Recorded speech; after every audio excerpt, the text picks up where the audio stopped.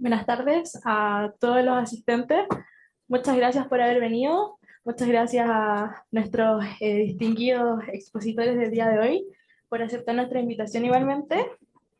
En nombre del Congreso de Derecho Público de la Facultad de Derecho de la Universidad de Chile, les damos la más cordial bienvenida a esta primera jornada de este tercer Congreso de Derecho Público que se titula A un siglo de la Constitución de 1925, Nuevas Perspectivas. Este congreso tiene como finalidad crear un espacio de estudio, reflexión crítica y difusión del derecho público. No solo busca enriquecer el debate académico dentro de nuestra facultad, sino también poder abrirlo a estudiantes de derecho de otras universidades, así como también a personas interesadas en la vida pública y en debates constitucionales de nuestro país. Estamos convencidos de que el derecho público es un eje fundamental en la organización política y social y que los desafíos que enfrenta actualmente Chile, tales como, por ejemplo, legitimidad constitucional, descentralización, derechos fundamentales, justicia constitucional, requieren ser pensados a la luz de nuestra historia y sin duda con miras en el presente y futuro. Hoy, en el marco del centenario de la Constitución de 1925, queremos volver sobre este hito para examinar su legado, su influencia en el constitucionalismo chileno y las lecciones que nos deja ahora mismo en el presente. Sin más, vamos a presentar a nuestros distinguidos invitados. Nos honra contar en esta ocasión con tres destacados académicos cuya trayectoria y experiencia sin duda enriquecerán mucho nuestro diálogo. Primero que todo, saludar a la profesora Sofía Correa. Ella es historiadora, doctorada por la Universidad de Oxford, profesora de nuestra Facultad de Derecho, adjunta al Departamento de Ciencias del Derecho y sin duda reconocida por sus investigaciones sobre historia política e institucional en Chile. Por otro lado, tenemos al profesor Francisco Zúñiga, abogado y licenciado en Ciencias Jurídicas y Sociales por la Universidad de Chile, posee estudios de posgrado en Derecho Público y comparado en la Universidad Autónoma y Complutense de Madrid y en Derecho Constitucional en el Centro de Estudios Políticos y Constitucionales. Es profesor titular de Derecho Constitucional en nuestra facultad, presidente y fundador de la Asociación Chilena de Derecho Constitucional y director y fundador del Instituto Chileno de Derecho Administrativo. Finalmente, el profesor Mario Fernández Baeza, abogado y licenciado en Ciencias Jurídicas y Sociales de la Universidad de Chile, doctor y magíster en Ciencia Política por la Universidad de Heidelberg, se ha desempeñado como ministro del Tribunal Constitucional, ministro de Estado, embajador y consejero del Instituto Nacional de Derechos Humanos. Actualmente es profesor titular de Derecho Constitucional en esta facultad. Les pedimos un gran aplauso para nuestros invitados.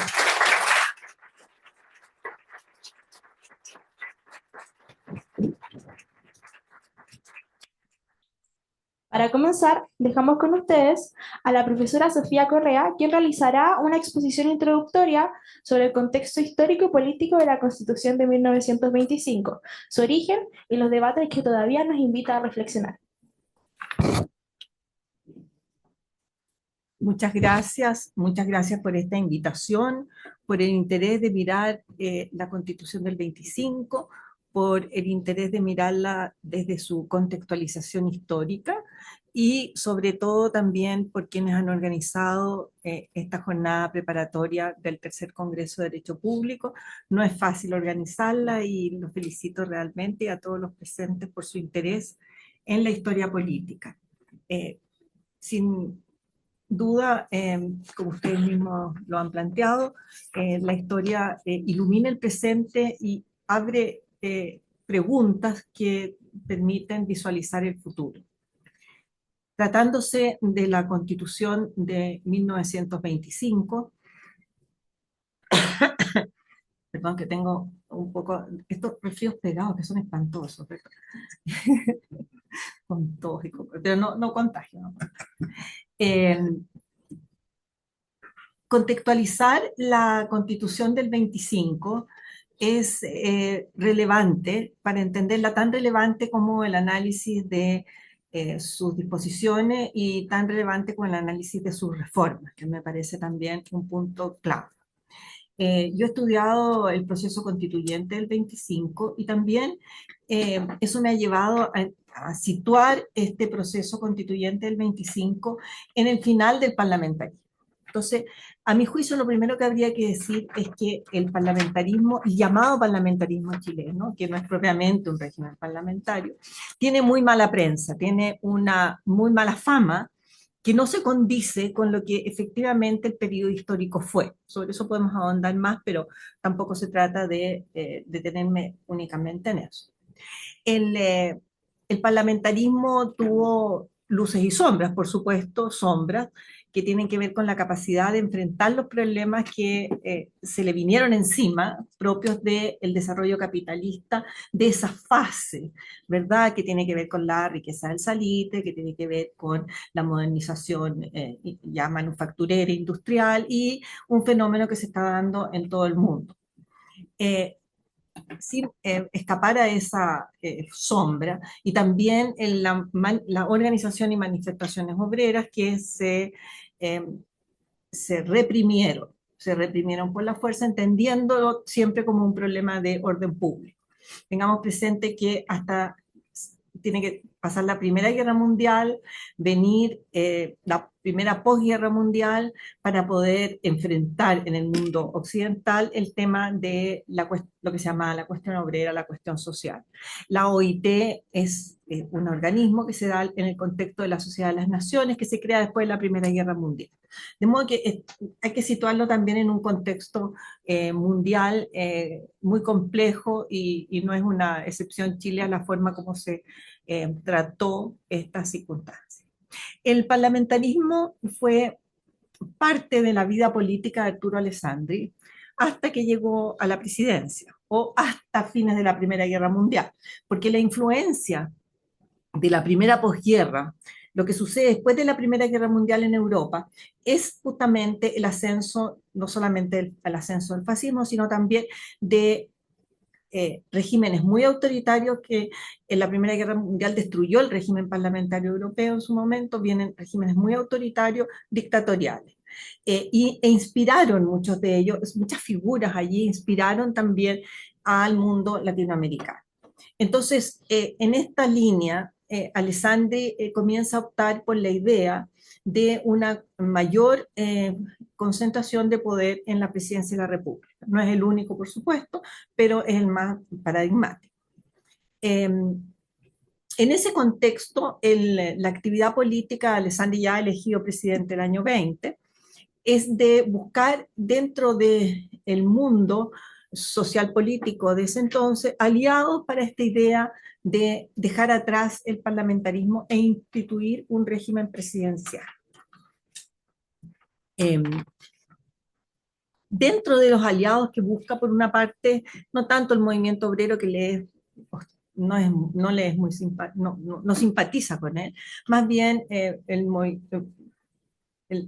apoyo popular masivo y los militares. Y entonces, como presidente de la República, recorre los regimientos, especialmente la Escuela de Caballería, se reúne en la Escuela de Caballería y plantea la necesidad de terminar con la influencia del Congreso y concentrar el poder del presidente de la República en un régimen presidencial. En ese contexto, hay una real alarma de parte de la dirigencia política del país. La dirigencia política del país, es decir, los parlamentarios, los que coinciden con los presidentes de partido, ¿verdad? Un dirigente partidista es un parlamentario, en ese momento no se podía visualizar de otra manera. Los dirigentes de partidos, los parlamentarios, tienen mucho temor de pasar a un régimen presidencial. Le argumentan a Alessandri que el presidencialismo lleva a la dictadura, que la experiencia es esa, ¿verdad? La experiencia en Europa y lo que va sucediendo en algunas partes de América Latina. Porque, bueno, eso no, entonces, buscan llegar a un acuerdo con Alessandri para reformar el parlamentarismo, para reformar más bien, digamos, el régimen político existente, que no tenemos una constitución parlamentaria, eso ustedes lo saben, ¿verdad? Sino que tenemos prácticas parlamentarias. Y entonces acuerdan 5 leyes de reforma constitucional que pudieran limpiar aquellos puntos que Alessandri más se quejaba, sobre los que más se quejaba. Pensemos en la aprobación de los presupuestos, por ejemplo, cómo evitar la rotativa ministerial, se llega al acuerdo de que el parlamentario que tome un cargo de ministro tiene que ser ratificado como parlamentario en su circunscripción, en fin, diversos límites en estas leyes que buscan mejorar el régimen parlamentario.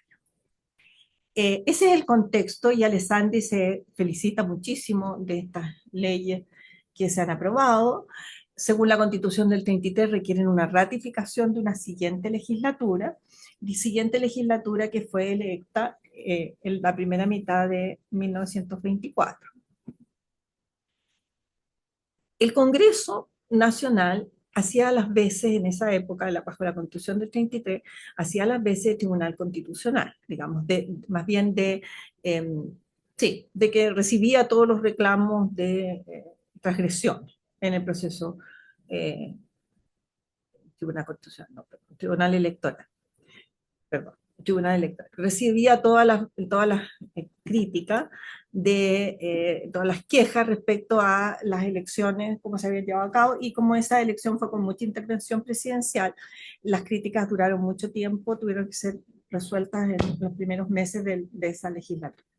Y luego esa legislatura comienza la discusión a partir de junio, que es cuando el presidente de la República inicia las sesiones ordinarias, comienza la discusión de las leyes, de las reformas constitucionales que se habían aprobado en febrero de ese año.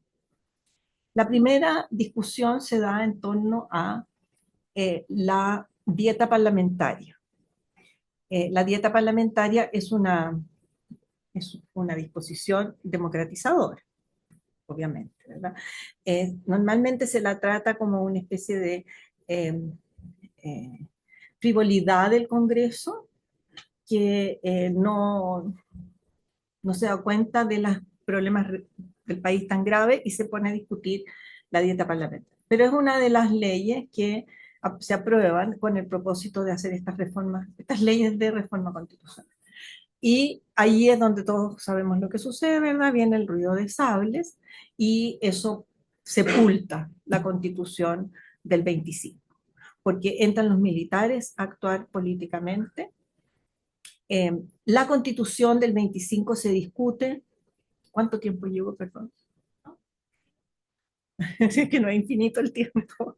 6 minutos. ¿Cuánto es? 6 minutos, estoy bien. La Constitución del 25, Alessandri, bueno, hay un golpe tras otro y Alessandri sale al exilio.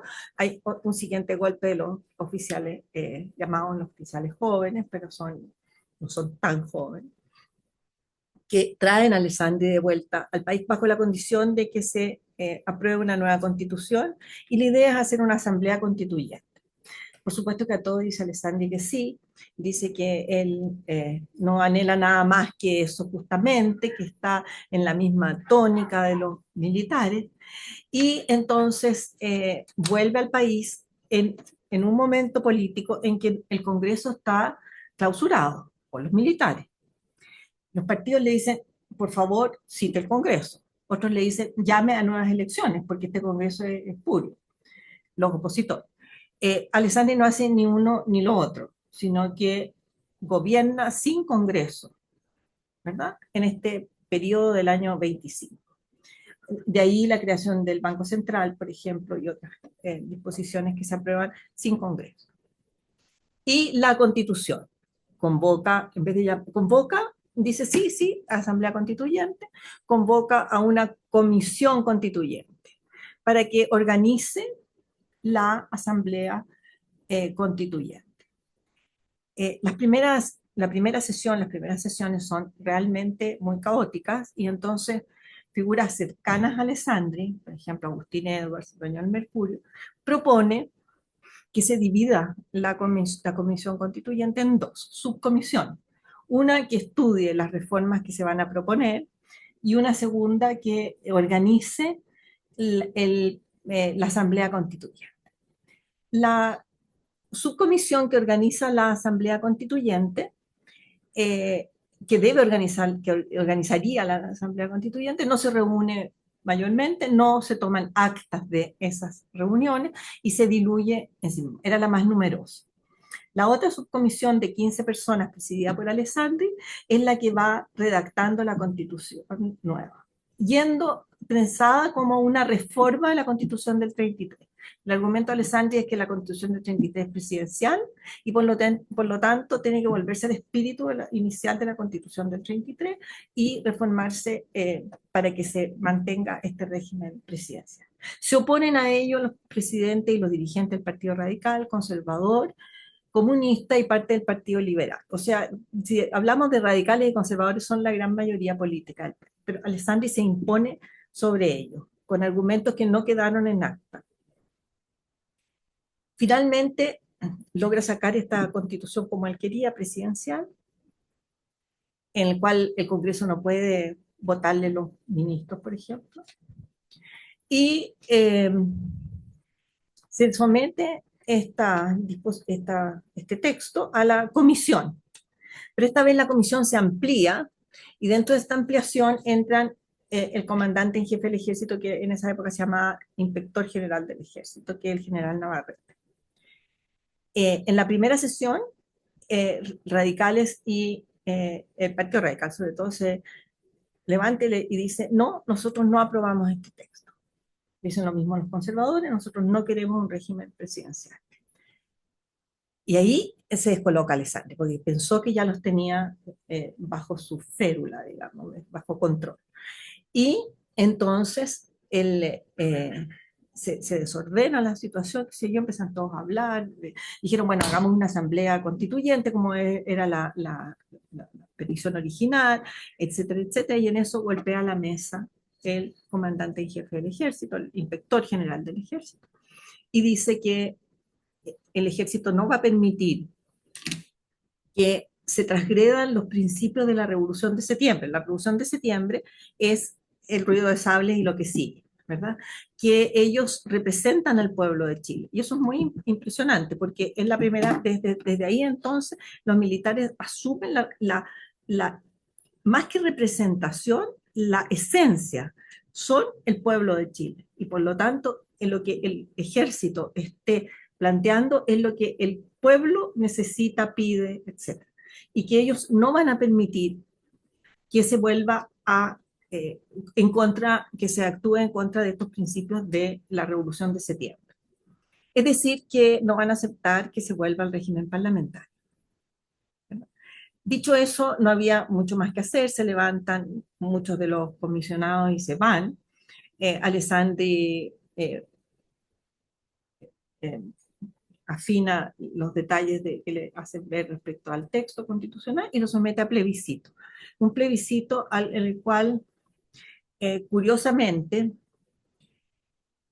voy a explicar eso, a plebiscito. El Partido Conservador, el Partido Radical, llaman a la abstención. La abstención fue sobre el 50%. La abstención era alta en esa época, pero nunca tan alta. El plebiscito, bueno, Alessandri hizo campaña a favor de su proyecto, de su texto, y el plebiscito se realiza, curiosamente, con 3 papeletas. Lo usual en esa época era que cada candidato imprimía su voto, no existía la cédula única de hoy. Y entonces estas 3 papeletas, que imprime en este caso el Estado, tenían distintos colores, eso no era usual.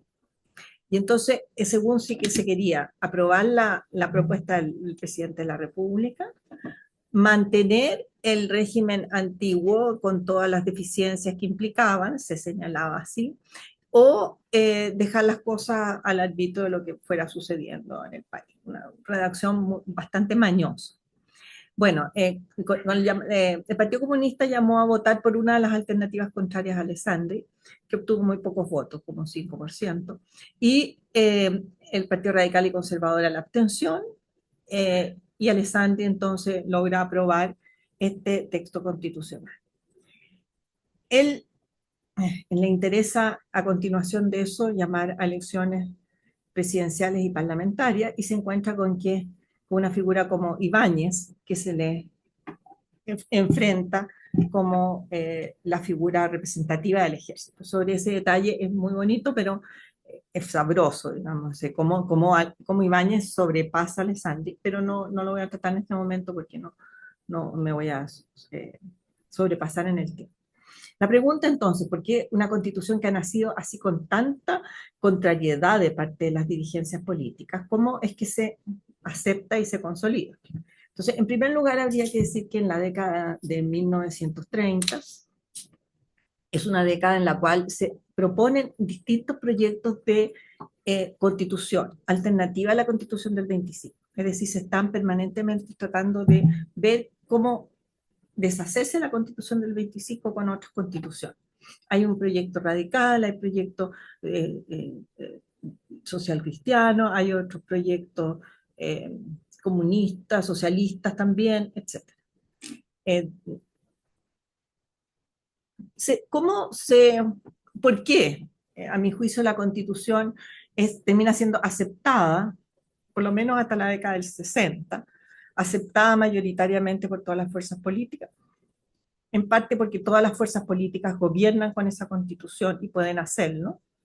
Eso ayuda a darle una aceptación generalizada. También porque tiene la virtud de haber limpiado el sistema electoral. ¿Ya? No desde el principio, pero sí todos los pasos que se fueron dando en las leyes electorales fueron pasos que apuntan a la limpieza del sistema electoral, ¿verdad? Bueno, por de pronto la Constitución crea el Tribunal Electoral, crea el Servicio Electoral, y, eh, y después el año 57, 58, la cédula única, que permite entonces evita definitivamente el cohecho.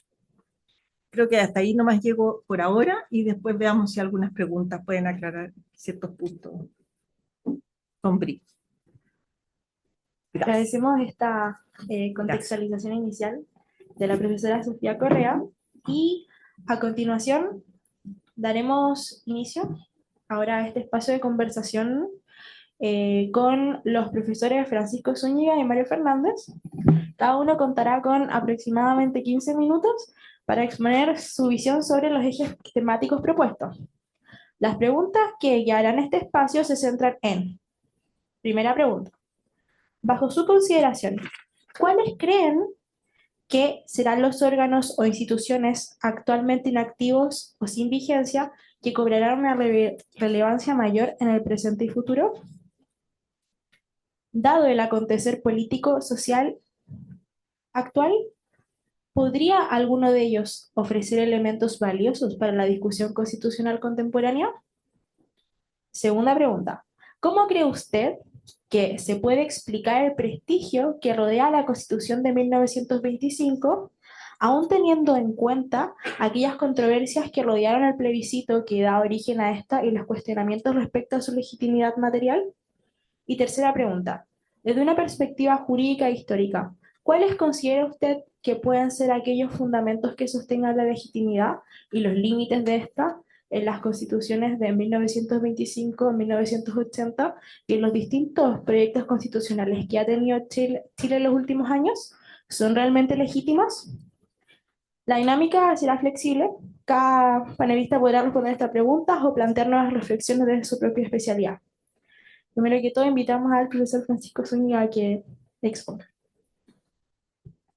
Buenas tardes, muchas gracias por la invitación y felicitarlos por este tipo de iniciativas. Voy a atenerme al guión que ustedes nos han sugerido.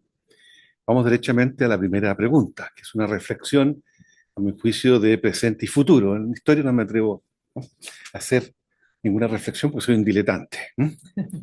Desde la perspectiva de presente y futuro, ¿qué aportes uno visualiza de la Carta de 1995? Primero, subrayar que es una constitución breve, sumaria, menos desarrollada que la constitución de 1833 y, por cierto, que la constitución de 1980. Segundo, en su parte dogmática es una constitución que tiene un techo ideológico, un horizonte ideológico abierto. Diríamos en los términos de hoy, socioliberal. Una monografía de un gran profesor de historia constitucional de la facultad, Julio Jaise González, analiza lo que él denomina las cláusulas económico-sociales de la Carta de 1995 y las contrasta con una monografía de época de Boris Mirkinewicz sobre las modernas tendencias constitucionales. Llega a la conclusión de que la Constitución de 1995 es una constitución moderna, se adecua a las tendencias de época. Y es también, en parte, una de las observaciones críticas que Hans Kelsen hará a la Constitución del 25. Tercero, es una constitución que recoge germinalmente los derechos económicos, sociales y culturales, los que se ven fortalecidos de manera muy notable por el Estatuto de Garantías Democráticas de 1970. Cuarto, es una constitución que recoge una forma de laicización del Estado vía separación iglesia-Estado sometido a la fórmula brasileña, que es una fórmula en boga en aquellos tiempos, pactada por Alessandri, tanto en Italia, con el secretario de Estado del Vaticano.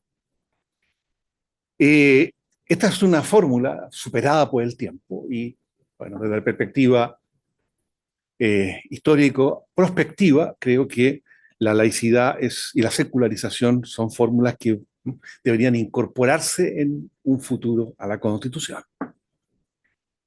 Y, por tanto, abandonar la fórmula brasileña que está recogida en la Constitución de 1980 también. En quinto lugar, en la parte orgánica, la Constitución del 25 crea algunas instituciones que no tuvieron futuro. Las asambleas provinciales, que vienen de la Carta Liberal de 1828, con una componente de descentralización política importante. Segundo, los tribunales de lo contencioso administrativo, en el artículo 87 de la Carta del 25. También una promesa incumplida de la Constitución del 25, pero con la vista puesta en el futuro, naturalmente se trata en ambos casos de instituciones que a mi juicio son de recibo para un arreglo institucional. Tercero, la Constitución del 25 estableció el Tribunal Calificador de Elecciones, es decir, un órgano judicial a cargo del contencioso electoral, porque hasta ese minuto, lo observaba la profesora, esta era una competencia del Congreso Nacional, y por tanto se permitía al Congreso Nacional excluir de los asientos parlamentarios a aquellos candidatos que, a pesar de tener votos populares, no eran del agrado de la oligarquía política de época. Esto pasó con dirigentes del Partido Comunista. Y por último, la Constitución abre la puerta al sufragio universal, que es un camino lento que atraviesa parte del siglo XX, pero abre la puerta del minuto que elimina todo vestigio de sufragio capacitario y censitario en la Constitución. Eso desde el punto de vista de la primera pregunta. En la discusión de hoy, ¿qué podría tomarse de la Constitución de 1925? Ya. Vamos a la segunda pregunta. La segunda pregunta es más filosa. Nos pregunta por el binomio legalidad y legitimidad. Y es filosa, por cierto. Bobbio dice, la legalidad responde a la pregunta, ¿cómo se ejerce el poder? La legitimidad responde a la pregunta, ¿quién es el depositario del poder político en el Estado? Son dos preguntas distintas. Es decir, yo puedo tener legalidad constitucional y no tener legitimidad constitucional. No son conceptos que estén necesariamente atados, aunque en la perspectiva weberiana, la dominación legal racional como forma de dominación legítima es, en definitiva, la confluencia de la legalidad y la legitimidad subsumidas en una misma categoría o tipo puro de dominación. Digo esto porque la legitimidad de la Constitución de 1925 en su origen es problemática. Sofía ha hecho un recuerdo de esta legitimidad problemática. el proyecto político presidencialista del presidente Alessandri, la voluntad de instituir una asamblea constituyente, la tenía la Foch, la Fech, ¿ah? Que convocaron, ¿ah? A un amago de asamblea constituyente del pueblo trabajador, y naturalmente Alessandri, que deseaba una asamblea constituyente, pero el tiempo no lo hizo posible. Los tiempos en política son importantes. Y al final se juega por esta fórmula elitista de separar la subcomisión de forma, la subcomisión de reforma, y provocar con el auxilio del ejército, del general inspector Mariano Navarrete, provocar la aprobación de un texto que fue en gran medida obra de él mismo y de José Maza Fernández, su ministro de Justicia y Culto. Entonces, claro, la pregunta sobre la legitimidad es problemática, pero existe el recurso al referéndum, al plebiscito, con los problemas que tenía de participación de la sociedad política en dicho referéndum, por debajo de la mitad del cuerpo electoral existente, y la coloración de los votos, de las opciones en juego, además le restaba de alguna manera independencia a los ciudadanos al momento de votar. Todo esto se decía, hacía un cuadro de legitimidad de origen problemático. Pero además, la Constitución del año 25 se basa en la ruptura de la legalidad constitucional. Esto no está dicho, pero hay que decirlo.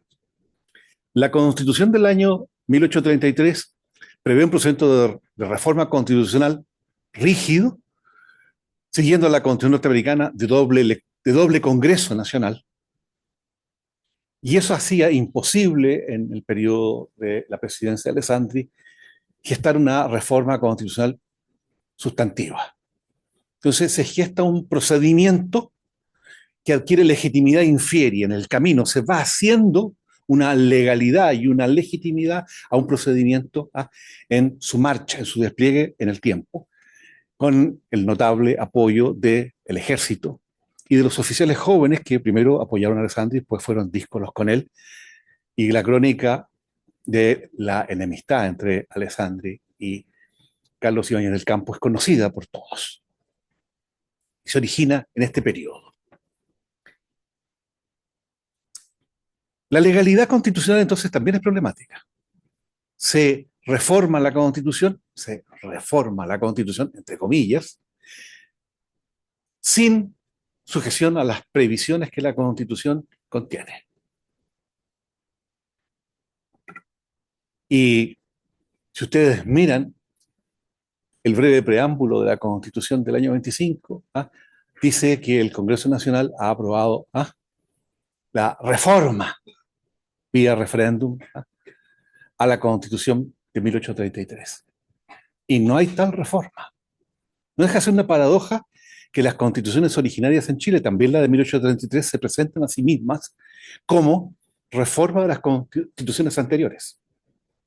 En el caso de 1833, más grave aún, porque se infringió el plazo de espera de 8 años que contenía la Carta Liberal de Irreformabilidad. Entonces, hay una suerte de apariencia de legalidad constitucional, falta de legalidad constitucional y una problemática legitimidad que, en definitiva, se construyen en el proceso, en el camino, y que, a mi juicio, se consolidan en 1932 con la reelección de Arturo Alessandri y con la consolidación de un sistema de partidos que se va a mantener por el resto del periodo hasta el año 1973. Es decir, es una legitimidad ganada sobre la base de un funcionamiento del sistema de partidos y de un cierto consenso político de los actores de época. Fue una constitución que, además, y esto no se quedó puesto de relieve lo suficiente, abrió paso a importantes modernizaciones. Ustedes dirán tardías, sí, tardías, pero abrió paso a importantes modernizaciones. La reforma agraria, por de pronto. Solo en el presente calibramos la importancia de la reforma agraria como parte de la modernización de este país, postergada por un país en el que no hubo revolución burguesa, en que el paisaje de la colonia se mantuvo por demasiado tiempo y los resabios, como el inquilinato, eran resabios de la época colonial. El año 39, cuando Marmaduke Grover, senador socialista, propuso el Código de Reforma Agraria, que es la primera propuesta legislativa de reforma a la propiedad agraria, esto no tuvo piso político porque el del Frente Popular, el acuerdo era en torno a un programa de industrialización del país, básicamente mesocrático, en que el campo, el campesinado quedó olvidado. No era un sujeto político, era un sujeto político más sometido a un control más bien de los partidos tradicionales. Segunda, cambio muy significativo de época es la reforma constitucional que permitió la nacionalización de la gran minería del cobre. La Carta del 25 no fue obstáculo, no fue utilizada como una constitución defensiva, como sí ha sido utilizada la constitución vigente.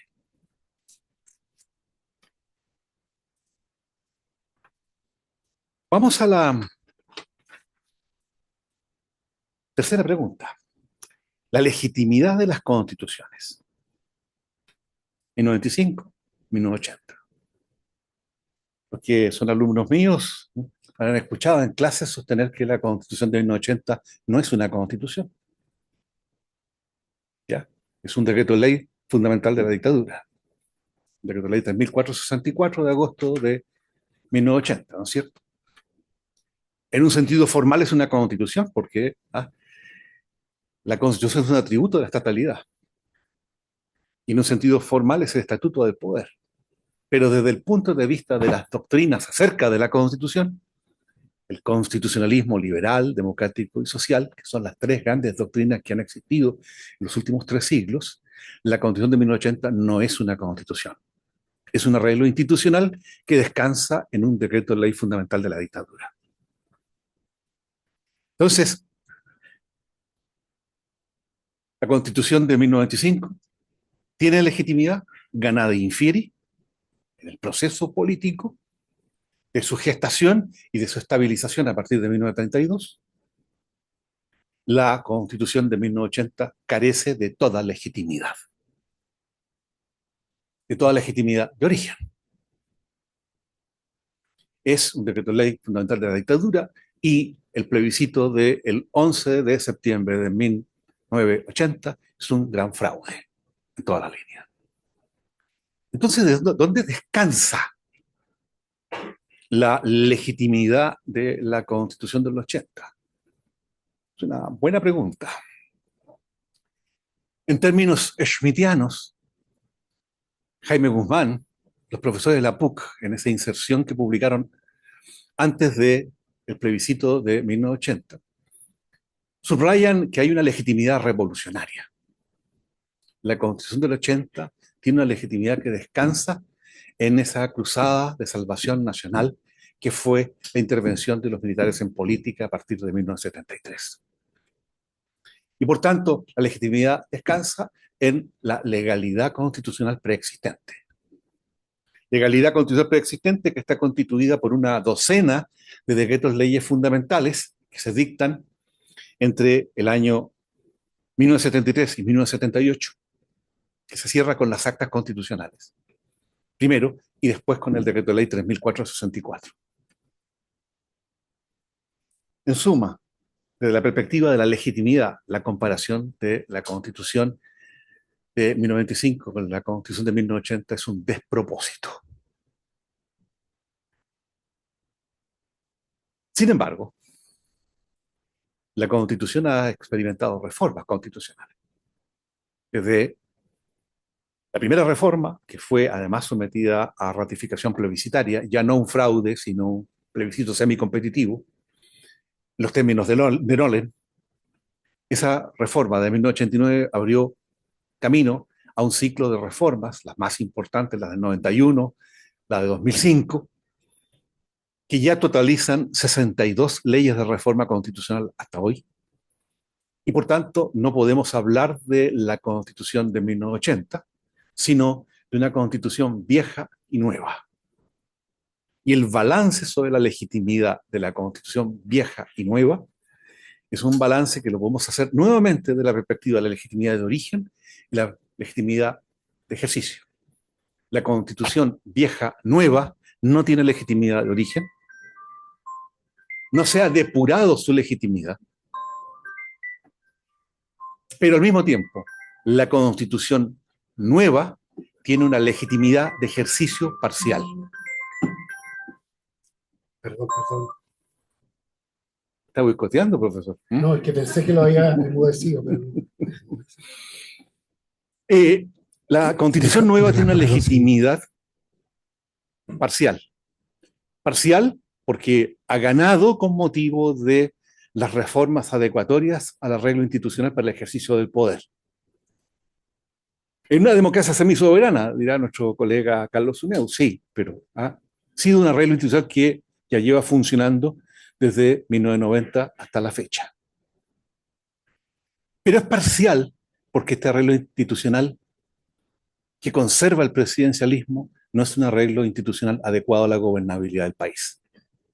Entonces, paradójicamente, la Constitución ha ganado en legitimidad gracias a las reformas constitucionales, sin embargo, es una Constitución que no es apta para las exigencias de gobernar el país y eso nos vuelve al tema de reformar la Constitución sustantivamente para tener un arreglo institucional adecuado.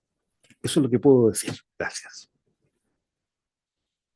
Muchas gracias, profesor. Y ahora le damos el paso al profesor Mario Fernández para que haga su exposición. Muchas gracias. ¿Se escucha ahí? Bueno, muchas gracias porque participar en este conversatorio constituye para mí un gran honor y me conmueve profundamente. No solo por el sobresaliente nivel de mis copanelistas, sino por tratarse de una iniciativa de estudiantes de nuestra facultad. Aquí en esta casa se ha desenvuelto gran parte de mi vida y a su formación integral le debo una enorme gratitud. Así que muchas gracias por esta invitación.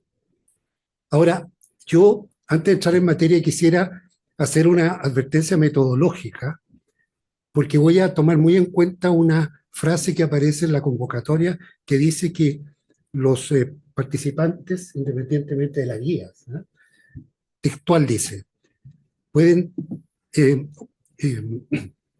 puede intervenir, puede ser posible las intervenciones libres de las y los panelistas. O sea, me voy a ir por la libre en algunos temas.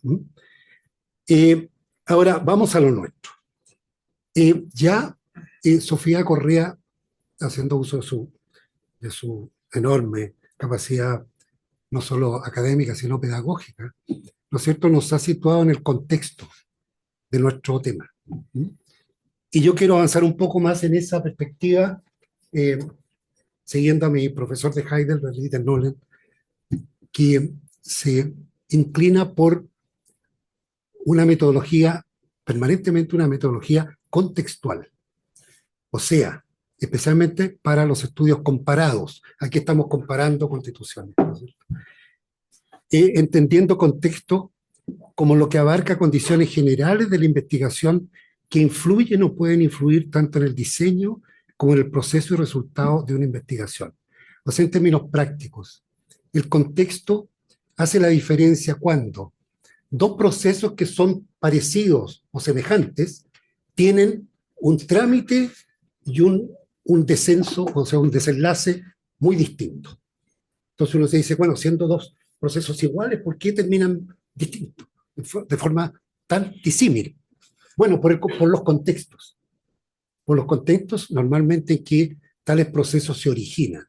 Entonces, claro, aquí con mucha razón, nos hemos concentrado, y yo quiero hacer lo mismo, mucho en el contexto en los cuales se originó la Constitución de 1925. Y digo en los cuales porque hay un contexto internacional y hay un contexto nacional.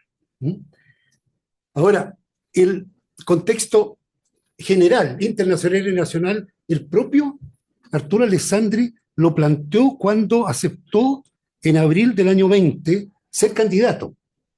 Esto lo saqué, además lo copié de un libro cuyo autor es Sofía Correa y otros autores. Están los documentos chilenos del siglo XX. ¿Y qué dice?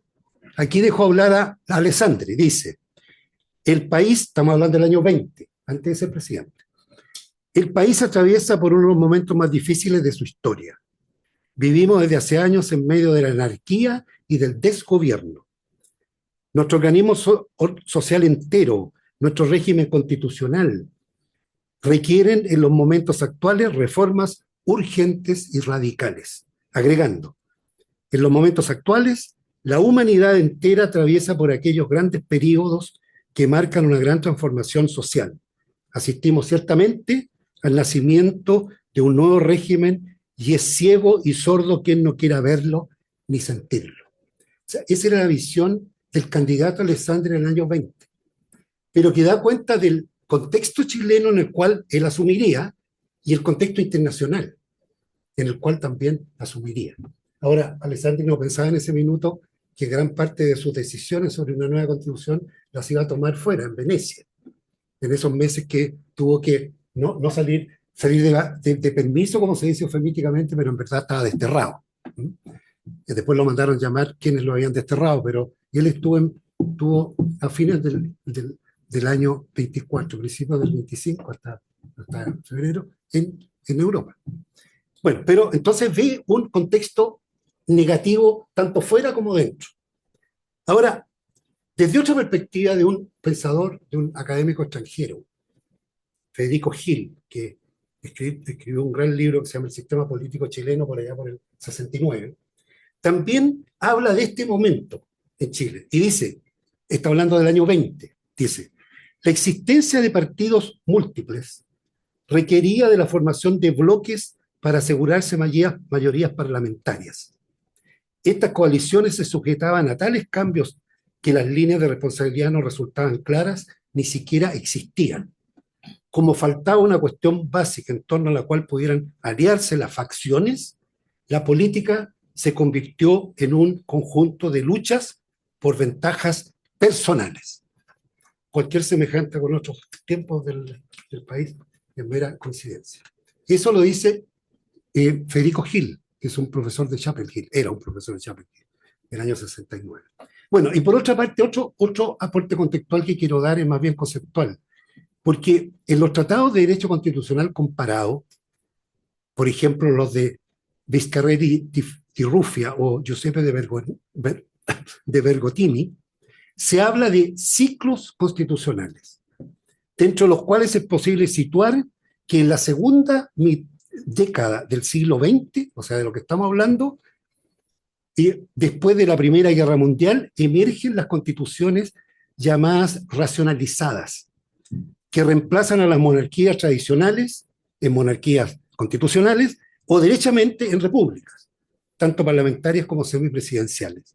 De esa época son la famosa Constitución de Weimar, que es del año 1919, la Constitución de Austria, 1920, en la cual alguna influencia ya tenía el joven Kelsen, que estaba redactando su teoría general del Estado en esa década.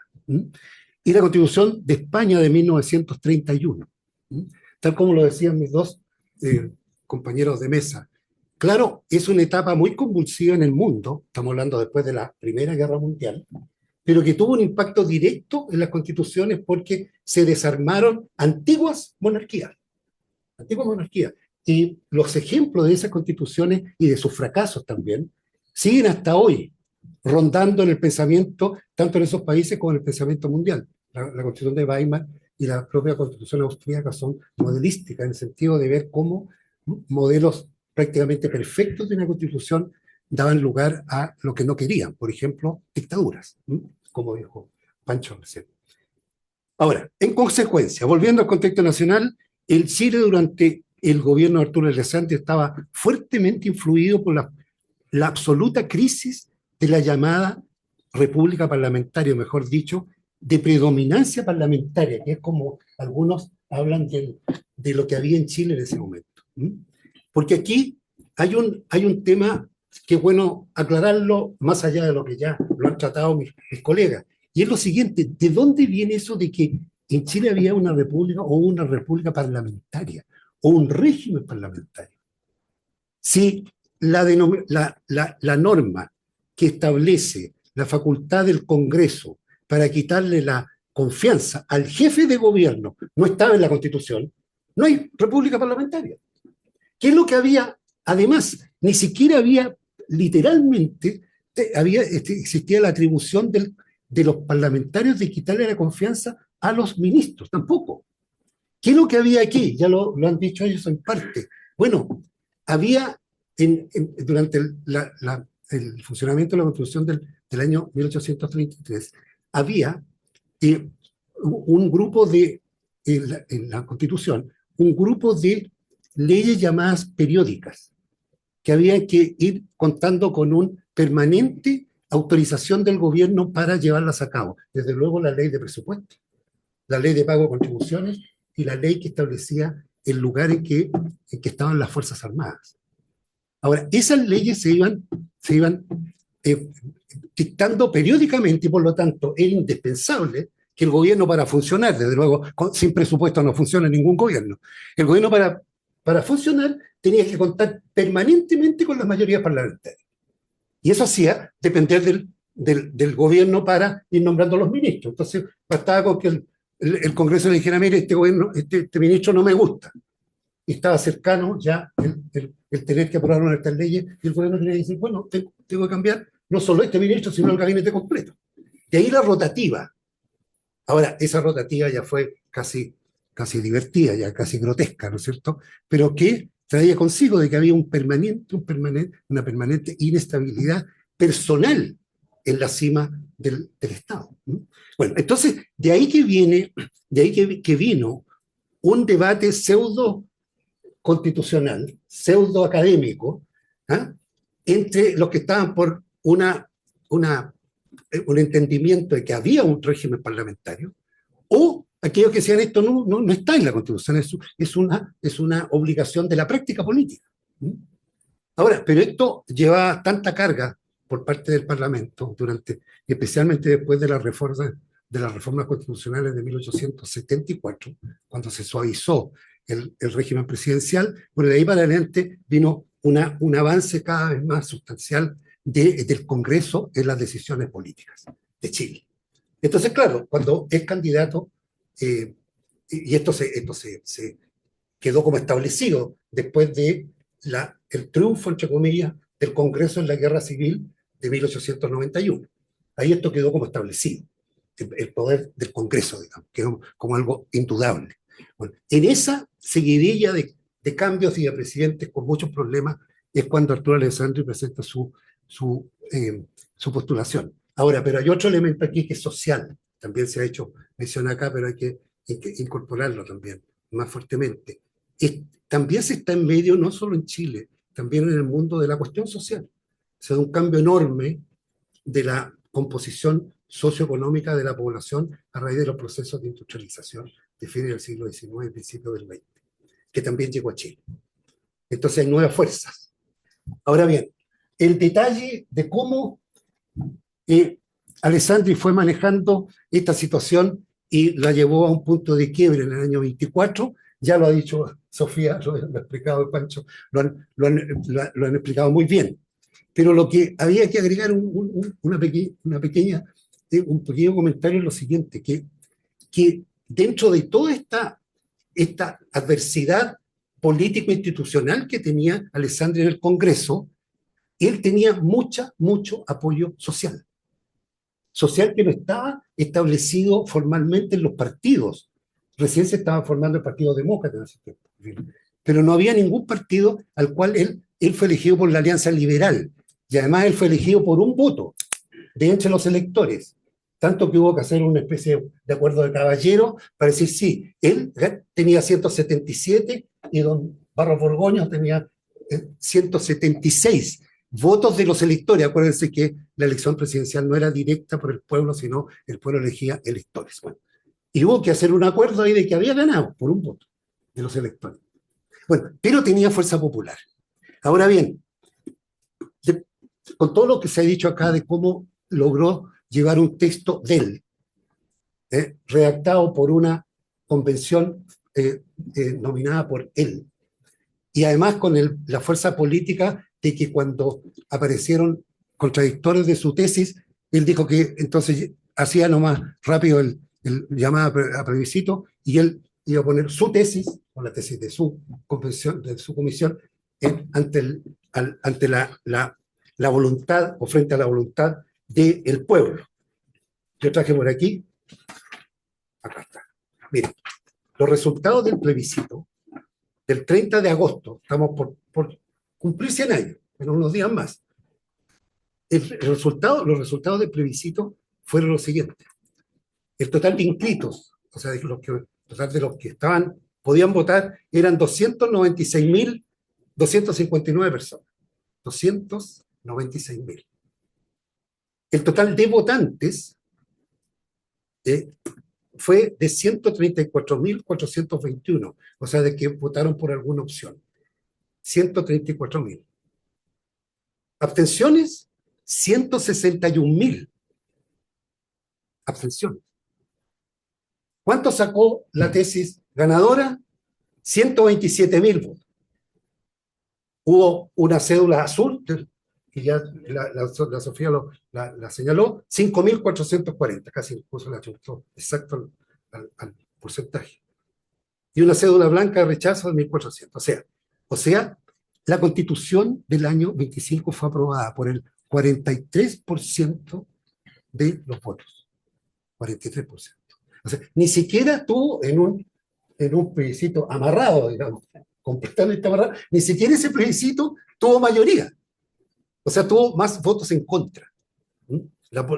Pero así todo, la Constitución fue promulgada como Constitución, pero como han dicho acá también mis colegas, tardó 8 años en que se hiciera carne en la vida política del país.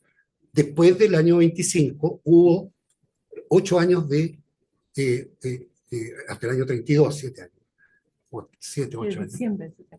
Bueno, 8 años. Bueno, de ahí constantes, no solo golpes, sino cuartelazos. Anarquía, estuvo la República Socialista en los 100 días y así. Vicepresidentes permanentemente, etcétera. Toda esa parte es ya habiéndose dictado la Constitución del 25. 8 años. Entonces, digámoslo así. La Constitución del 25 nació con un golpe de Estado. Más bien fueron 2 golpes de Estado, técnicamente hablando, porque el primero fue el 11 de septiembre. El 24. El 24. El 11 de septiembre. No es broma. 11 de septiembre del 24. Se empezó a fraguar el 2, que fue el día de la primera sesión en el Congreso cuando se produjo el ruido de sables. Y el ruido de sables fue por la dieta. Se fijan dieta para los parlamentarios y no se fijan recursos para los militares, según fue presentado así. Y ese fue el primer golpe y la primera junta. La primera junta se estableció el 11 de septiembre del 24. Pero hubo después la segunda junta, que fue la que respaldó directamente a Alessandro. O sea, vámonos a nuestras. Bueno, hay mucho más que decir y digamos, antecedentes bien sabrosos, digamos. Claro, nosotros estamos a 100 años de distancia, lo podemos ver así, pero de cómo el país vivió durante todo ese tiempo. Ahora, pero yendo a las preguntas, por lo tanto, yo quiero ser el aguafiestas hoy día en esta reunión, porque respecto a las preguntas, no me la habrán robado. Aquí está. En cuanto a las preguntas, claro, yo, frente a la primera, yo celebro y felicito a Pancho, por ejemplo, que ha sido tan digamos, generoso, ¿no? El vaso medio lleno. El vaso medio lleno. Vio el vaso medio lleno, o sea, destaca el vaso medio lleno, pero diría yo que yendo a lo que podría recuperarse de lo que no está vigente, es bien difícil porque lo que eliminó la Constitución del 25 eran instituciones que estaban, por ejemplo, el Consejo de Estado, lo eliminó, ¿eh? Claro. O la Comisión Conservadora también. Esas instituciones que ya venían de las primeras constituciones chilenas fueron eliminadas, pero no vigentes. Ahora yo más bien estoy por imaginarse cosas, digamos, ideas más bien nuevas impuesta por el nuevo contexto, siendo de nuevo fiel a mi punto de vista metodológico. Yo creo que esa constitución vale mucho y valió mucho en su momento, pero en ese contexto, para ese contexto mundial y nacional. Ahora, después, las otras dos preguntas, desde luego, nos traen temas bien actuales. ¿Cuántos minutos me quedan? Ya. Entonces voy a ser más terminante todavía más duro quizás. Yo, ¿cómo se puede explicar el prestigio que rodea, aún teniendo en cuenta aquellas controversias que rodearon el plebiscito que dio a esta? Bueno, ya leí las cifras, las cifras del plebiscito del año 25. Entonces, no hay, yéndonos a la distinción entre legitimidad de origen y la legitimidad de ejercicio, no hay duda que la legitimidad de origen es casi tan negra como la del 80, aun cuando también en otro contexto. No había computadores, no había una serie de cosas, pero la imposición por parte de un gobierno que no tenía sustento democrático, la imposición de su tesis es igual, la del 25 y la del 80. Ahora, curiosamente, es casi parecido el tiempo que tuvieron ambas constituciones para que de algún modo funcionaran en la práctica. Es prácticamente igual, del 80 al 88, son 8 años. Y del 24 al 32 son 8 también. O sea que les costó, la constitución empezó como a vivir a medio morir saltando, pero viviendo. Bueno, entonces, fíjense ustedes, ahora son mucho más dantescos las estadísticas en relación a cuánto cada una de esas constituciones estuvieron vigentes. 40 años. 40. Piensen bien lo que estamos pidiendo nosotros. O sea, hay de repente algunos ciclos que se empiezan a repetir. Entonces, por eso es que la tercera pregunta, yéndonos al tiro a la tercera pregunta, bueno, en la Constitución dice con los distintos proyectos constitucionales que ha tenido Chile en los últimos años, ¿no es cierto? También incluyen 22 y 23. Bueno, se explican también por los contextos, se repiten casi. Se repiten prácticamente iguales. Yo leí lo que señalaba Alessandro el 24, porque justamente repite una situación que es cuestión de abrir cualquier periódico chileno hoy día y aparecen las mismas frases, las mismas expresiones. El fraccionamiento, la inestabilidad, la directiva de los partidos, hay un parecido ahí, ¿no? Entonces, por lo tanto, yo creo que en esto sí que a mí hasta me pueden echar en este minuto de esta, pero yo creo que, aunque sea el único en Chile que piense eso, hay que volver a pensar en una nueva constitución, ¿no? Ahora se llama sistema político, que es un modo disfrazado de decir lo mismo. Todos hablan del sistema político y eso, todo el espectro político está de acuerdo. Y quiero que el sistema político, sino la constitución. Además, cuando se entra a lo delgadito de qué estamos hablando respecto al sistema político, son temas constitucionales. Entonces, por lo tanto, yo creo que es cuestión de tiempo nomás. Y pasando a las elecciones, yo creo que de nuevo va a emerger el fantasma constituyente en Chile.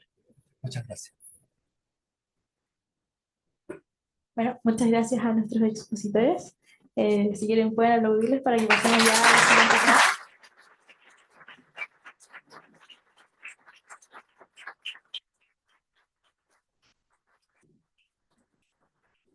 Bueno, ahora pasamos a otro momento que son las preguntas al público, ¿ya?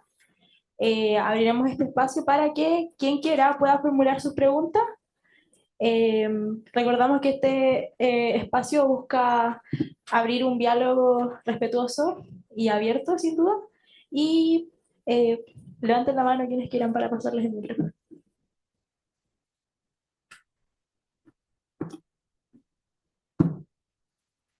Quedaron anonadados.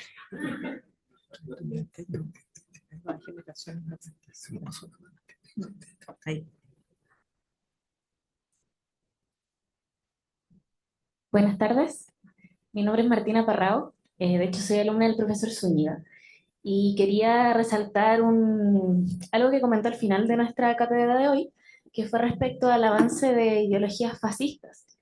Y quería recalcar un poco un énfasis que hay en las juventudes de hoy en día. Entonces mi pregunta también va un poco más dirigida al profesor Fernández, y en realidad de los tres.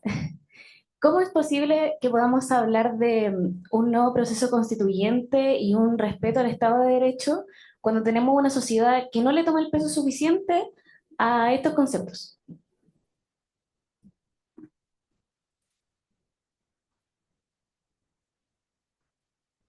Podríamos comenzar por el profesor Fernández, que fue el video, y luego continuar. Claro, por eso mismo temía proponerlo, ¿ah? Porque es como pregonar en el desierto. Si es que sí, hay un trauma nacional respecto de lo constituyente, no hay duda alguna. Pero eso no impide que la realidad, lo que vivimos real, en la realidad de todos los días, tiene que ver con un sistema constitucional que no funciona. Un solo ejemplo. Todos los días aparecen nuevos conflictos entre los poderes públicos. Todos los días. Entre los poderes públicos, incluyendo a los órganos autónomos. Todos los días hay un conflicto. Y ningún día aparece la solución porque no hay mecanismos constitucionales para resolverlo. Así que hay que seguir pegándonos, aunque sean aquí en esta esquina de Río Nono con Santa María. Que vaya bien.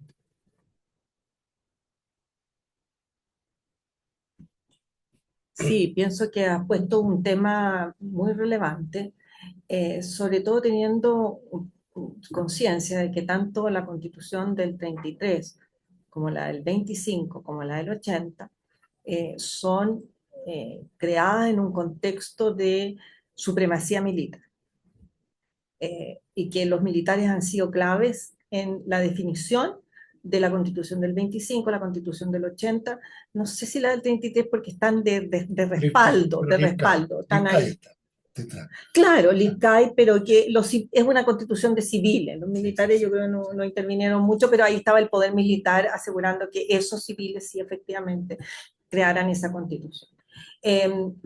Dicho eso, creo que también es parte de los procesos constituyentes las reformas constitucionales. Y creo que hay que mirarlas con mucha detención. Estoy pensando, por ejemplo, fundamentalmente en las de la década de 1867 al 74, respecto a la Constitución del 33, más algunas que suceden en la década del 80 y 90. Hacen que la Constitución cambie. Yo en algún artículo hablé sobre mutación constitucional, pero creo que me equivoqué. No sé si el concepto está adecuado de hablar de mutación constitucional, pero hablemos de cambio en el carácter sustantivo de la Constitución. Es cierto que nunca hay una constitución parlamentaria, sino que son prácticas, pero prácticas que se sustentan en un consenso de la dirigencia política, que eso es lo representativo, el Congreso, no el Ejecutivo.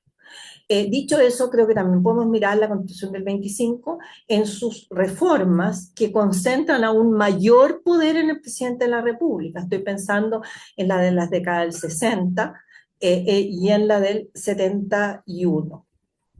Perdón, 70, enero del 70. Esa La gran reforma. reforma. Pero también las del derecho a propiedad generan concentración de poder en el Ejecutivo, porque al final la propiedad privada pasa a ser propiedad estatal y la maneja la administración pública, y por lo tanto el presidente del Ejecutivo. Respecto a la del 25, yo me detendría en las reformas del 89 y en la reforma del 2005. No hemos hablado hoy día de la reforma del 2005, pero para Ricardo Lagos, la reforma del 2005 generaron una nueva constitución. Cabe preguntarse si eso está correcto o no. Si no generó una nueva constitución, ¿qué faltó para que fuera efectivamente una nueva constitución? ¿Y por qué con tanta certeza Lagos dijo que sí, efectivamente, y firmó esta nueva carta, este nuevo documento, llamémoslo mejor? ¿Me entienden? Entonces, yo apunto a las reformas constitucionales como que hay que mirar el conjunto, el proceso de origen y las reformas que siempre se dan, siempre en un contexto de participación política, el Congreso funcionando, el Congreso como el sujeto fundamental de esa acción política, que es la reforma. Bien, la pregunta de la alumna hacía referencia a lo que Mario Fernández denominó un periodo convulso, los años 20 del siglo XX, hace 100 años. Periodo convulso que paradójicamente se aprueban constituciones modélicas, Weimar, Austria, República Checoslovaca, la República Española, la Segunda República Española. Pero es también el periodo del ascenso del fascismo en toda Europa, que desaparece en parte con la Segunda Guerra Mundial, se mantiene en España y Portugal hasta los años 70 del siglo XX. Y decíamos, en esta década del 2020, asistimos a un nuevo periodo convulso, a una nueva crisis del constitucionalismo que los profesores denominan el postconstitucionalismo. Y hay ahí un peso específico de ideologías populistas y autoritarias que son una manifestación renovada, un revival del viejo fascismo europeo de hace 100 años. Distinto, ¿no? Pero que pone en tela de juicio, ¿no?, la legalidad y la legitimidad. Y esto coincide en el caso de Chile, esto es lo grave, con una crisis de gobernabilidad. Yo coincido con Mario en eso, tenemos una crisis de gobernabilidad ocultada por los resultados en las urnas del proceso 2.0 y 3.0. ¿Ya? Pero una crisis de gobernabilidad porque nuestro sistema político no está adecuado para gobernar y sostener una administración y dotar al sistema político de un consenso duradero. Y por tanto, vamos a tener que enfrentar la discusión constitucional nuevamente. Espero que aprendiendo de las lecciones del 2.0 y del 3.0, ¿no?, y no repetir, ¿ah?, ese ciclo, ¿ah?, de errores que asistimos hace pocos años. Eso. Muchas gracias por su respuesta. Voy con las demás preguntas. Sí, mi pregunta parte de la premisa de que la discusión constitucional es una discusión muy técnica, académica y muy política. En ese sentido, ¿de qué forma la discusión constitucional puede lograr encauzar a las masas populares, a las clases medias emergentes sociales y clases populares, sin que los convencionales constituyentes se transformen en caudillo o se transformen en autoridades que parezcan más estar postulando a un cargo de alcalde, a una alcaldía, como lo que sucedió en las elecciones de los constituyentes de los periodos recientes, que parecían más bien postular a ser alcalde o concejales con las propuestas que realizaron, y si es que en la historia constitucional existe un proyecto o un proyecto constitucional que haya logrado efectuar un raigambre popular como tal. De la misma manera, comenzamos con el profesor Fernández hacia la izquierda. Bueno, yo me quiero colgar de lo que al final decía Pancho, cuando daba cuenta de los problemas de gobernabilidad existentes. Y aquí me voy a dar una licencia también, porque yo soy el más viejo de esta sala, se que la cuento recién, y a los viejos les permiten decir cosas que fuera libreto, ¿no? Pero yo le agregaría lo que dice muy prudentemente Pancho, que hay un problema de calidad, es igual que la generación dorada, ¿no? Que no se saca nada con entrenar, no se saca nada con aprender, no. Pero si no es bueno para la pelota, la persona no va a ser un buen jugador. Entonces hay aquí un problema más complejo, desde luego, no es tan simple. Todos tenemos culpa, y digo tenemos. Yo como militante de un partido desde mucho tiempo, tenemos.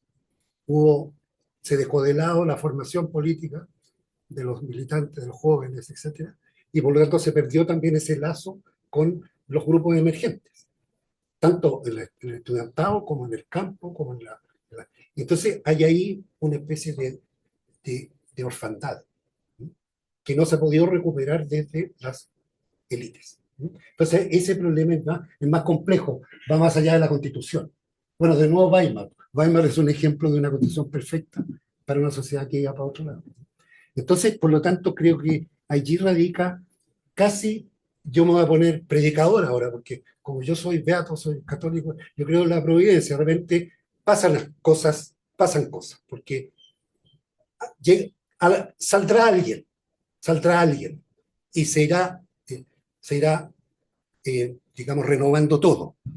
Es como cuando uno ve los buenos jugadores que aparecen en los partidos, uno que otro que está mal, un lateral que lo pusieron en el medio campo, Cuevas, se llama, de la Católica el otro día, y jugó estupendo. A lo mejor hay varios que están mal colocados, ¿ah?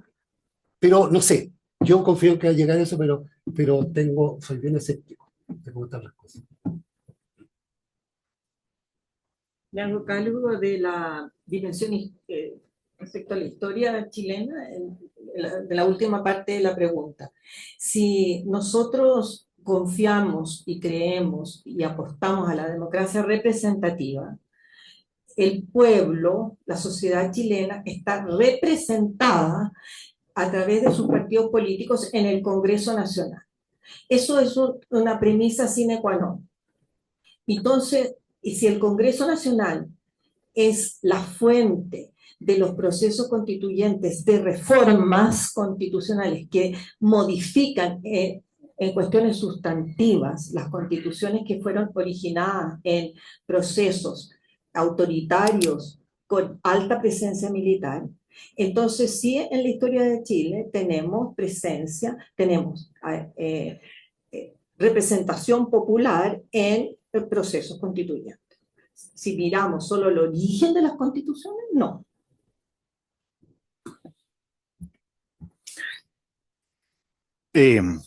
Asistimos a un periodo bajo de la República. Hay un deterioro de la clase política. Hay un deterioro de la calidad de la política también. Eso es bien evidente. Ustedes me dirán, eso es una reflexión elitista, profesor. Citar a Mosca o Mitchell sería un ejercicio de elitismo. Pero la verdad es que es un ejercicio de elitismo reclamando de la clase dirigente no ejercer su rol de clase dirigente. Esa es una manifestación de profunda decadencia de la clase dirigente, cuando ésta no ejerce su rol dirigente, el estado de cosas en que estamos en el país hoy día. Yo no creo en la divina providencia, naturalmente. Pero digamos, no. Pero digamos que en una de esas la astucia de la razón nos desengaña.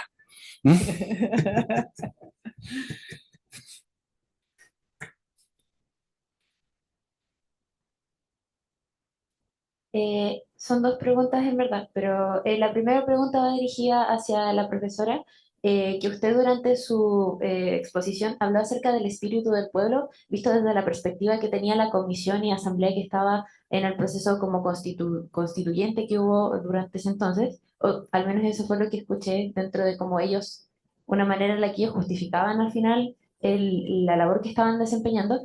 Y ante eso, quería preguntarle a usted, que aparte es principalmente historiadora, en ese caso, ¿qué diría un historiador, por ejemplo, social, que vea el derecho más bien como una herramienta de opresión, en cierto modo?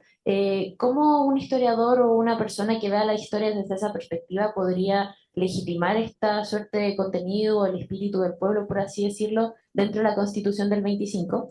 Esa es una primera pregunta. ¿La respondo?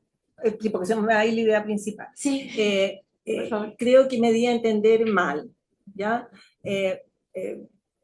Y necesito corregirlo inmediatamente. Los militares, cuando se toman el poder a partir del ruido de sables del año 24, plantean que los militares encarnan el pueblo o el espíritu del pueblo, ¿ya? Es lo que el pueblo necesita, es lo que el pueblo busca, es lo que el pueblo chileno anhela. ¿Quiénes los representan efectivamente? Los militares. Esa idea se replica el año 25, cuando en la Comisión Constituyente habla el general Navarrete es el inspector general del ejército, que es el comandante en jefe. Él dice, el discurso de él es fuertísimo, está bastante reproducido, pero él lo que plantea es, nosotros no podemos permitir que se haga algo diferente de lo que nosotros hemos venido haciendo desde la Revolución de Septiembre del 24. Es decir, ¿por qué? Porque nosotros encarnamos el pueblo. ¿Ya? Entonces, no es que la comisión se decida que representa o no representa al pueblo, es por primera vez es el estamento militar el que asume que representa al pueblo, porque los partidos políticos sí lo representan, pues. ¿Por qué lo representan los partidos políticos? Porque han sido electos, y muchos de ellos eran parlamentarios de un parlamento que estaba cerrado, clausurado. Ahora, si uno hace hila más fino todavía, se encuentra con que en el año del año 73 al 80 y más allá incluso, los militares también dicen que ellos son el poder constituyente, que ellos son el poder constituyente, ellos son el pueblo. Entonces, eso es lo que traté de hacer notar, hay asumir esa identidad, esa identificación. Militar es igual pueblo, pueblo, sociedad, en fin, cosas así. Eso sí que quería aclarar antes de nada, porque si me di a entender de otra manera, quisiera que quedara como... Perdón, ¿y tu segunda pregunta? Profesora, muchas gracias por la aclaración en ese sentido. Y una pregunta ya para los tres panelistas. Desearía saber, desde esta perspectiva también acerca de una constitución nueva y la constitución actualmente, más bien, ¿qué opinan ustedes o qué se podría decir acerca de el debate que se dio y que se da hasta el día de hoy diciendo de que la legitimidad de la constitución, o sea, de la constitución del 80 se da en base a los procesos fallidos que se dieron, de los procesos constituyentes que hubieron? Como en ese sentido, ¿cómo aplicaría el concepto de legitimidad y si es que están de acuerdo o en desacuerdo? Eso, muchas gracias. Bueno, ahora podríamos empezar del otro lado con el profesor Francisco primero hacia la derecha, Ya. hacia su derecha. La afirmación que la hemos escuchado en orden a que los dos procesos constituyentes fallidos, el 2.0 y el 3.0, le confieren legitimidad a la Constitución de 1980. Es una afirmación interesada, ¿no? En orden a sacar conclusiones, ¿no?, respecto de la preservación del texto constitucional vigente.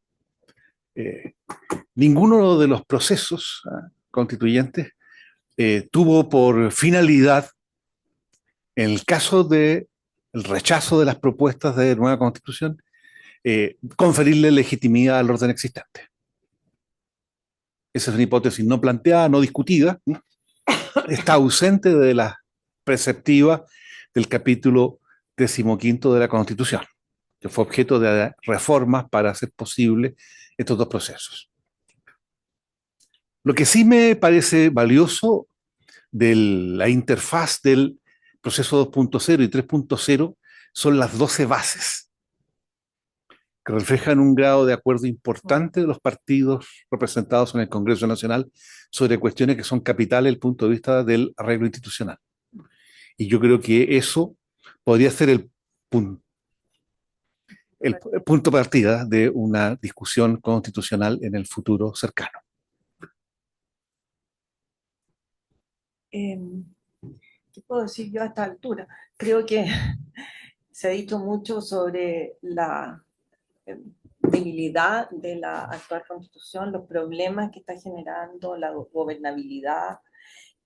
Fue una constitución que de alguna manera cuando se firme el acuerdo para plebiscitar convención y comisión constituyente, de alguna manera se la dio por muerta por toda la clase dirigente, por toda la dirigencia política, y sin embargo se sigue gobernando, legislando, juzgando con ella.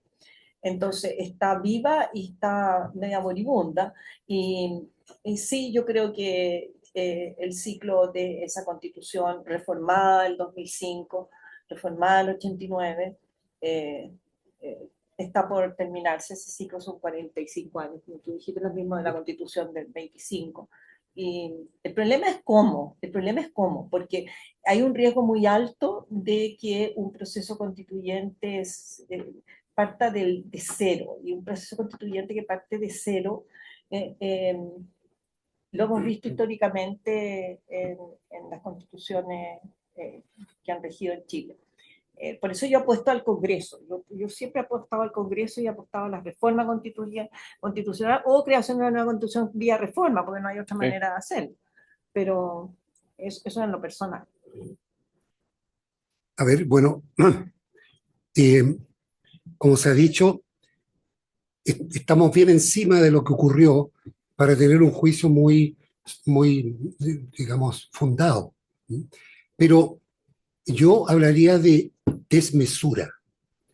Lo que ocurrió en los dos procesos fue la desmesura.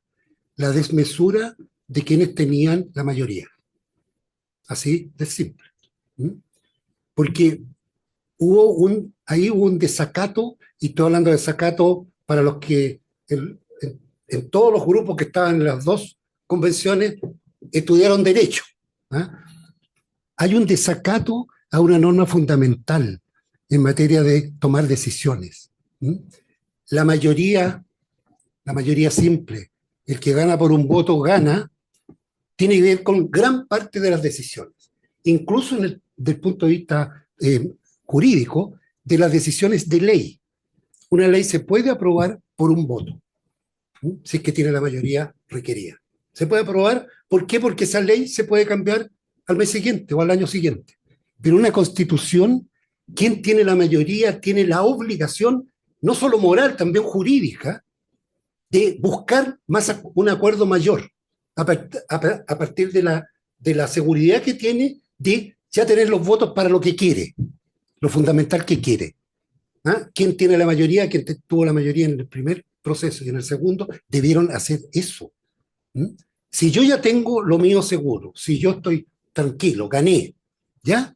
Entonces, para una constitución que va a durar 80 años o 120 años, yo tengo la obligación de allegar más apoyo. Pero ahí la chilenidad de fondo se nos salió por los lados y bueno, y se apeló a llevarse la pelota para la casa, como dicen, ganar, y no se podía, no se podía. Y en eso, yo estoy muy de acuerdo con Sofía respecto de que ahora no estamos pecando ni de venial de que el Congreso se haga cargo de la nueva Constitución, porque es el poder constituyente derivado. O sea, jurídicamente es impecable de que el Congreso, mediante un proceso regulado en la Constitución, además con quórum más livianos ahora, bueno, haga el esfuerzo de empezar un proceso y ser el Congreso y que invite a expertos, qué sé yo. Y yo diría también, nosotros, cuando digo nosotros, la academia, o sea, este lugar. ¿Por qué? Porque aquí nosotros respondemos a los conocimientos nomás. Respondemos a la ciencia jurídica, a la historia, a la filosofía, respondemos a eso. No estamos respondiendo a intereses propios, qué sé yo. Entonces, quizás ahí podríamos iniciar también y esto, no se vayan a reír, pero esto que estamos haciendo aquí es un esfuerzo que nace de ustedes y que está orientado a eso, a ir dándole vuelta a los temas, y así va surgiendo un proceso genuino, digamos, de representación. Buenas tardes. Quisiera detenerme en lo último dicho y también una pregunta formulada exclusivamente al profesor Mario Fernández sobre, más que nada, entender, ¿no?, que la Constitución del 25, la Constitución del 80 también, ¿no es cierto?, duraron 40 años, ¿no? Eso es muy correcto. Y porque actualmente se podría decir, hay quienes lo dicen, como por ejemplo, por citar alguno, el profesor Fernando Atria, estamos en una fase destituyente desde el estallido social de 2019, ¿no? Y para volver a traer a colación un tema importante que quizás no se ha tocado, el tema de la Asamblea Constituyente, ¿no? Y las 12 bases, que en el primer proceso, en el 2.0 y en el 3.0, hubo unanimidad al respecto de ello. Pero ahora bien, el estado de partidos, ¿no? Es un factor que se ha repetido en estos procesos que han fallado, ¿no? Tanto en la Constitución del 25, tanto proceso histórico, la Constitución del 25, la Constitución del 80. Una asamblea constituyente, una pregunta para el profesor con la posibilidad de que ustedes también puedan responder. ¿Una asamblea constituyente podría ser una forma de llevar a cabo un proceso constitucional nuevamente? Desde luego que sí, porque es usual, digámoslo así, en la doctrina además, pero no necesariamente según lo que yo acabo de señalar. ¿Mm? Eh, Además que hay una evidencia empírica ya de que no resultó en Chile, que ese proceso no resultó. ¿Mm? Entonces, por lo tanto, yo estoy abierto a ver, más bien, hemos hablado también, nosotros hablamos cuántas veces acá de que sea una nueva y buena constitución. Pero cuando decíamos buena, no decíamos acorde con lo que yo pienso, sino técnicamente buena. Técnicamente buena. La constitución está plagada de errores, no digamos errores involuntarios, porque se le fueron agregando. Pancho fue editor de un gran libro sobre la reforma del año 2005. Se le fueron agregando a la constitución nuevos elementos sin corregir los ya existentes que eran contrarios o eran divergentes con lo que se estaban agregando. Entonces la constitución es un enorme torre así de incrustaciones jurídicas que fueron agregadas en su momento, pero que no tuvieron. Miren, se da una suerte, yo escribí hace poco una cosa sobre eso que todavía no sale publicado, pero serán las famosas antinomias. ¿Ah? ¿Por qué? Porque se hace una gran reforma, se agrega la norma respectiva y después de un tiempo se caen en cuenta a partir de un hecho de la vida diaria de que es completamente, digamos, completamente incoherente con otra norma que está vigente también y que trae consigo el que ninguna de las dos normas puede cumplirse. Perdone que haga pero el ejemplo mío en este artículo es decir, mire, la facultad que tiene la Cámara de Diputados de establecer comisiones investigadoras es antinómico con la norma de la independencia del Poder Judicial del artículo 76, que señala que ni el presidente de la República ni el Congreso pueden abocarse causas pendientes. Porque si uno va a los temas que se han puesto como objeto de las comisiones investigadoras, todas son causas pendientes. Y está prohibido que el Congreso se aboque a causas pendientes. Ahora decir, no, que no están juzgando así, pero están tratando. Entonces, por lo tanto, pero está lleno, la Constitución está plagada de ese tipo de cosas. Entonces, no hay detrás de este deseo, no hay una cosa como morbosa de que hay que cambiar cada cierto tiempo en la Constitución. No, es que está dando muestras a cada rato de sus imperfecciones. Bueno, en honor al tiempo y agradeciendo a todos por su maravillosa participación del público y tanto la respuesta de los expositores, pasaremos ya a la última etapa, que es pedirle a la profesora Sofía Carrera que pueda hacer una breve conclusión sobre todo lo que hemos visto, reflexiones que tenemos hacia el futuro. La hora ha avanzado mucho. Hemos hablado de muchas cosas. Sintetizarlo es imposible. Buscar puntos de convergencia, divergencia, quedan abiertos. Lo que queda como conclusión, diría yo, de esta reunión es que es muy fructífero el diálogo, es muy fructífero el conversar, discutir sobre ciertos temas y que bienvenido, que sigan organizando estas reuniones y después de esta reunión que fue tan general, poder focalizarla sobre ciertos problemas específicos que podamos discutirlos puntualmente. Entonces, felicitarlos nomás por esta iniciativa. Muchas gracias. Muchas gracias a ustedes. Con esto damos término a nuestra primera jornada como Congreso de Derecho Público. Agradecemos muy sinceramente a nuestros tremendos expositores por sus generosas intervenciones y también al público por su activa participación. Este encuentro sin duda confirma la importancia de poder abrir espacios académicos de diálogo y de difusión de derecho público de cara a distintos desafíos que tenemos. En este caso, por ejemplo, los desafíos constitucionales que enfrenta nuestro país. Les invitamos a seguir acompañándonos en las siguientes actividades del Congreso y a pasar a una cosita que tenemos afuera que hemos preparado con mucho cariño. Muchas gracias y les damos un aplauso, por favor.